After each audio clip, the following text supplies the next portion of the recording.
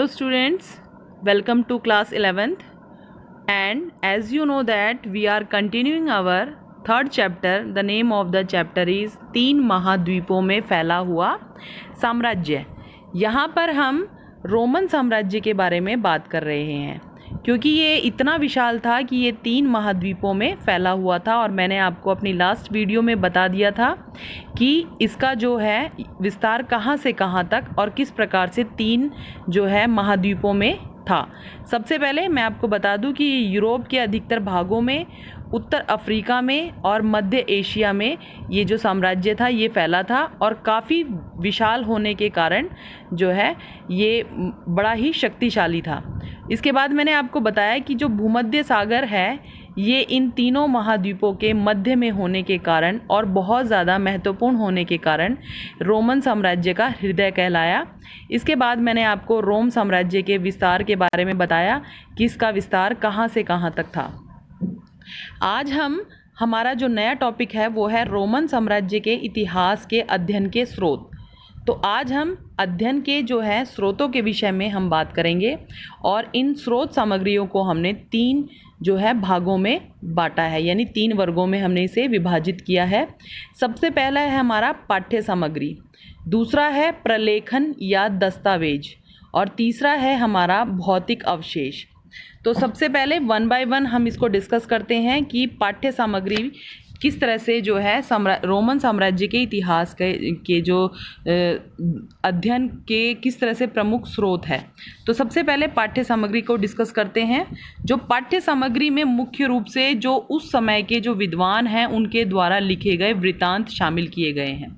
और जो ये वृत्तांत हैं जो इनको मतलब प्रतिवर्ष लिखा जाता था, यानी वर्ष के अंत में इनको लिखा जाता था।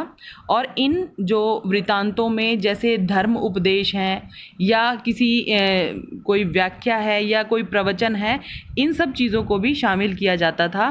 तो इन सब वस्तुओं से या इन सब जो है स्रोतों से हमें उस समय के राजनीतिक संगठन, उस समय की जो धार्मिक, आर्थिक, सांस्कृतिक विकास या सामाजिक जो समाज की कैसी स्थिति थी, इन सभी की जानकारी प्राप्त होती है।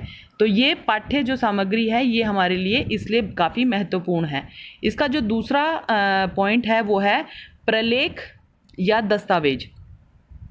प्रलेख और दस्तावेज मुख्य रूप से जो है पत्थरों की शिलाओं पर खुदे या लिखे जाते थे और ये जो है जो पैपायरस के पत्रों पर लिखी गई पांडुलिपियों के रूप में हमें प्राप्त हैं। क्योंकि जो ये जो प्रलेख हैं पत्थरों पर खुदे हुए थे इसलिए जो है ये नष्ट नहीं हो पाए हैं, यानी कि ये बच गए हैं और इस कारण से जो विद्वान हैं इनको जो है अधिक इनके ऊपर विश्वास करते हैं या इनको विश्वसनीय स्रोतों के रूप में समझते हैं। इसके बाद है हमारा कि भौतिक अवशेष। भौतिक अवशेष में देखिए पुरातत्व वेताओं को जो है खुदाई तथा क्षेत्र सर्वेक्षण, यानी किसी क्षेत्र के जो सर्वेक्षण के द्वारा प्राप्त होने वाली वस्तुएं जैसे कि भवन हैं, स्मारक हैं या कोई ढांचे हैं बचे कुचे या अन्य संरचनाएं हैं जैसे मिट्टी के बर्तन हैं या जो पच्चीकारी जैसे चित्रकारी का कोई सामान है या भौतिक अवशेष, या ये सारी चीज़ें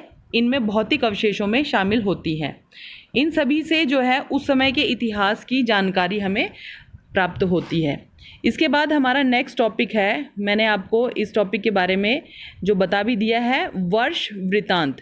वर्ष वृत्तांत का मतलब है कि रोमन साम्राज्य, ये जो वर्ष वृत्तांत है ये क्या था, रोमन साम्राज्य के बारे में या रोमन साम्राज्य के इतिहास को जानने में महत्वपूर्ण जो है महत्वपूर्ण सिद्ध हुआ है। कैसे ये जो वर्ष वृत्तांत होता था ये क्या होता था कि रोम में जो समकालीन व्यक्ति होते थे, विद्वान वगैरह होते थे, तो वो क्या करते थे कि काल यानी उस समय के प्रति मतलब उस समय में हर एक वर्ष में जो है उस पूरे वर्ष का जो वृत्तांत लिखा जाता था उसे वर्ष वृत्तांत कहा जाता था। यानी पूरे वर्ष जो घटनाएं घटती थी या मतलब नियम कानून बनते थे उन सभी को जो है उन सभी का लेखा जोखा जो है विद्वान व्यक्तियों के द्वारा रखा जाता था, तो उसे हम वर्ष वृत्तांत कहते हैं। इसके बाद हमारा है पैपायरस।